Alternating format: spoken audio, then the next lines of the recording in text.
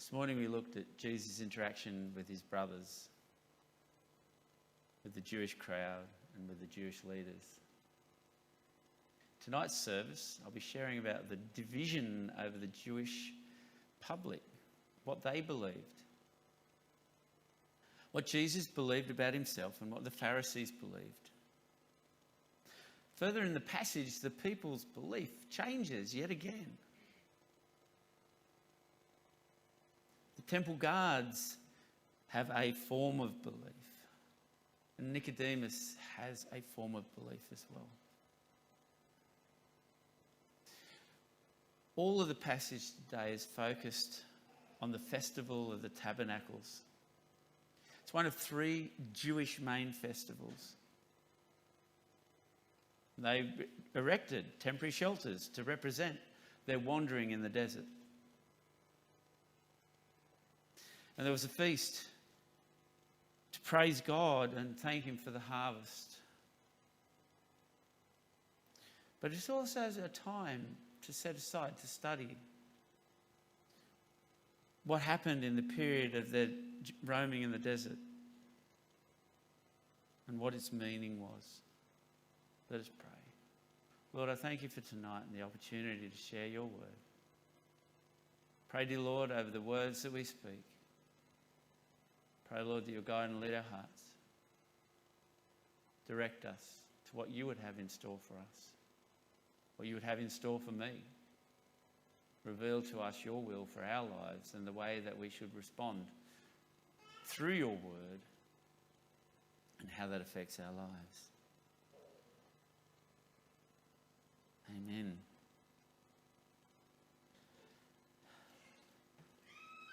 We begin tonight's passage where, in verse 25, where it says, at that point, some of the people of Jerusalem began to ask, isn't this the man they are trying to kill? And here he is speaking publicly. They're not saying a word. Have the authorities really concluded that this is the Messiah? The people were saying this. They were questioning what was going on. Put yourself in the shoes of the Pharisees, which I don't think I ever wanted to do, but they would be horrified to hear this. They would be horrified to think, by their lack of action or their choice to not act, that the people were believing that they thought that this was the Messiah. I think that came up, right? There were a lot of they thought that they thought. So the people were believing that because the temple, the religious leaders did not speak out, that this may well have been the Messiah before us. There are 2 thoughts about why this had occurred. One thought is that they were waiting to see how the crowd reacted, because if the crowd started to follow, then they didn't want to be the cause of a riot. They didn't want to be seen as creating a riot because they were still under Roman rule.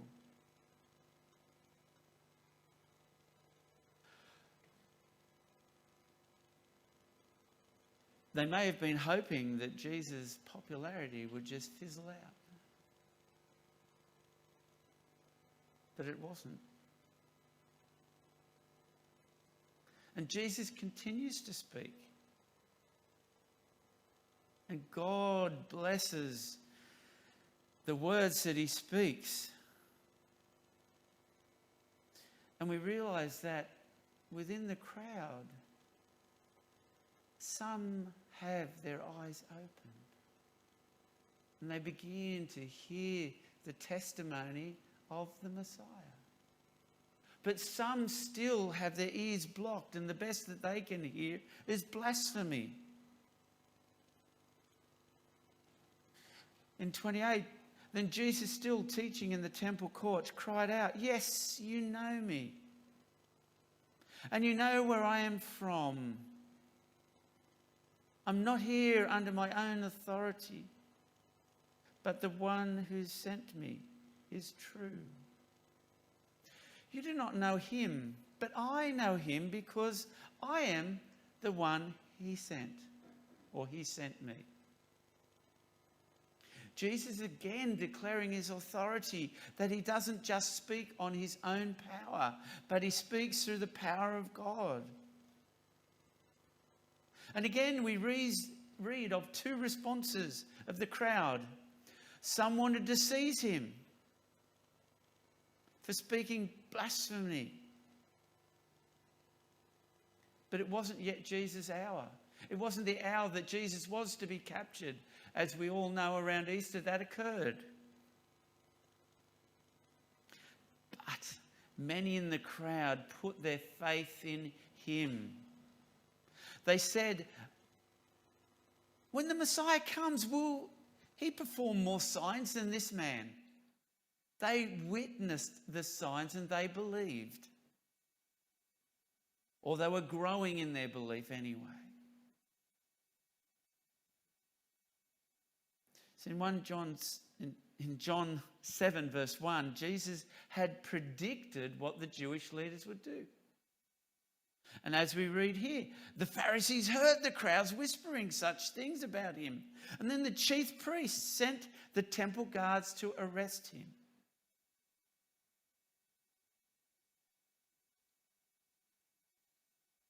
See, as we read these words, we fully understand that God's timing is outside of our understanding. We can read these scriptures because we know what has happened and we know the events that lead up to Easter.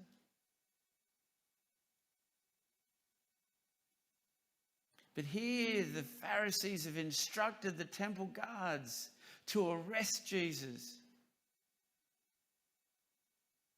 But we read a few verses later, the power of Jesus' words were enough for even the temple guards to not follow instructions. In verse 33, Jesus said, I am with you for only a short time. Then I go to the one who sent me. You will look for me, but you will not find me. And where I am, you cannot come. We hear the Jews say, where does this man intend to go, that we cannot find him? Will he be going to where the Greeks have been scattered? And will he be going to teach the Greeks? Sorry, where our people have been scattered and live, and where the Greeks live. The crowds misunderstood his words. And as I read, I go, well, why would they have understood those words? Jesus hadn't revealed the rest of what was going to occur. He gave them glimpses of it. The crowd knew, or somewhat knew, that the Messiah would come. Jesus knew that this task, this path that he was on, to be the light of the world, would lead him to the cross. Would lead him to his physical death on the cross. But he knew he would rise again. And when he rose again, eventually the crowd could not follow him to heaven at that point in time. They could not follow him on the journey to the cross because that was not their path. They continued to misunderstand who Jesus truly is. They see this man before them through the eyes of centuries of misunderstanding of who the Messiah would be. They were seeing him as a prophet, a man who could speak truth and strength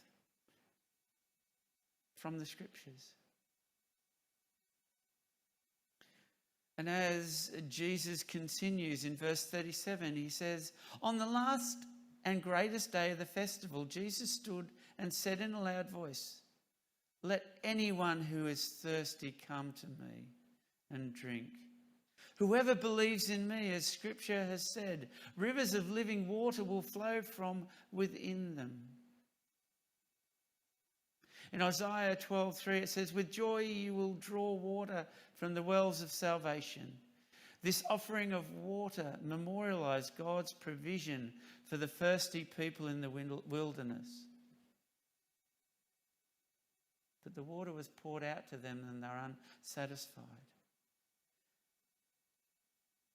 Now Jesus is offering them a water of life that will go on. The river of life that only flows through the Holy Spirit. In verse 39, by this he meant the Spirit whom those who believed in him were later to receive. And up to that time the Spirit had not been given, since Jesus had not yet been glorified. Such complex statements that were misunderstood.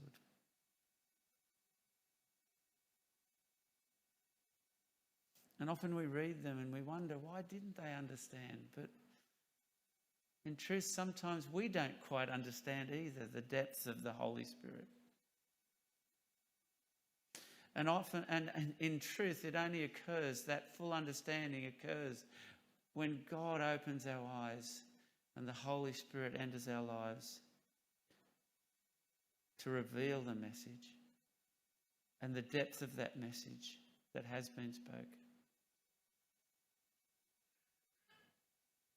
Jesus is seen throughout this as a prophet, someone that was sent by God with a message.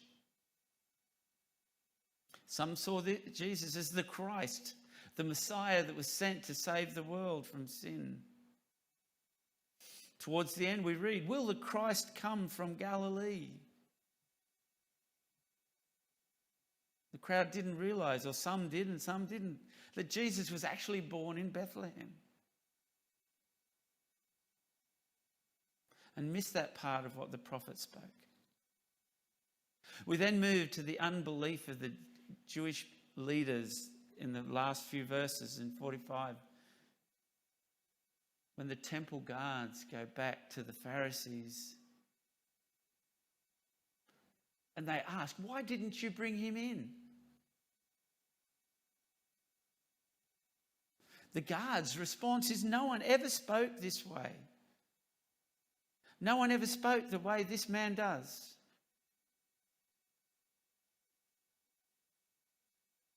They followed the priest's instruction to the point where they heard Jesus speak.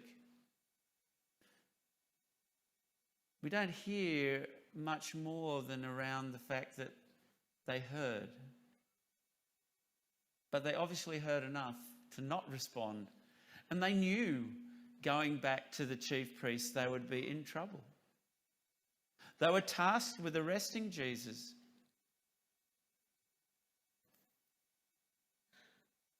What do the Pharisees say to them? You mean he has deceived you also?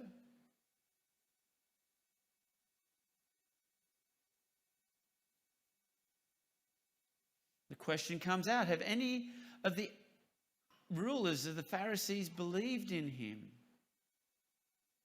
No, but this mob that knows nothing of the law, there is a curse upon them.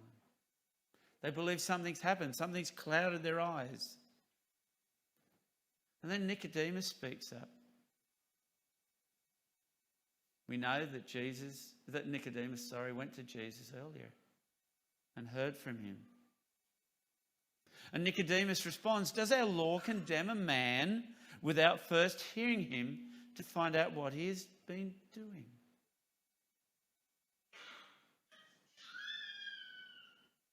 What do they say to Nicodemus? Are you from Galilee too? But they actually suggest, well, you go out and find out more. And you will find that a prophet does not come out of Galilee. So what do we take from the statements within this passage? The Jewish people believed two things. They perceived that the religious leaders taking no action, or some did anyway, that maybe this was the Messiah because they hadn't actually arrested him.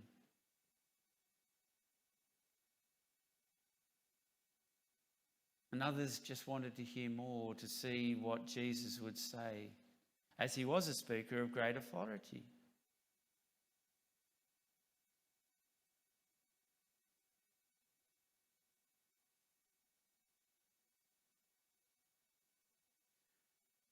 So what is the result? What do we see from this passage in regards to the belief of each person within the passage? What would many in the crowd have seen?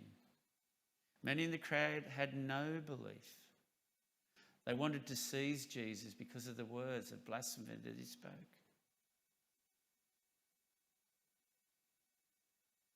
Many in the crowd put their trust in Jesus because they believed what he said.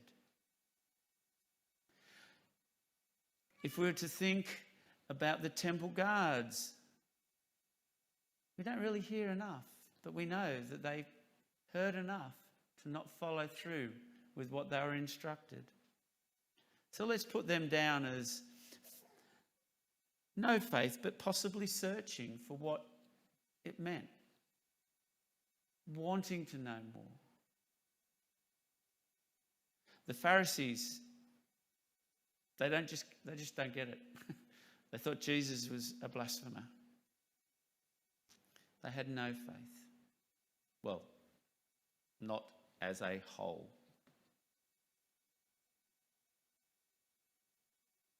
Nicodemus.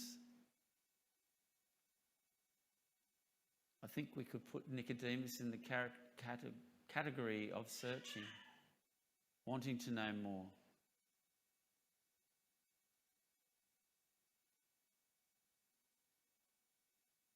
Or searching for the truth.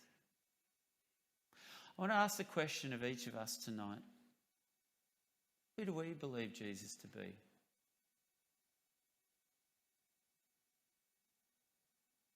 Who do our friends and family believe Jesus to be? Because who they believe Jesus to be should encourage our prayers, should encourage our conversations, should encourage our actions around them and how we relate to them. Same goes for our work colleagues. Just want to leave you with those thoughts tonight. What you might do with the passage. I'd encourage you to reread the whole passage, chapter 7, and contemplate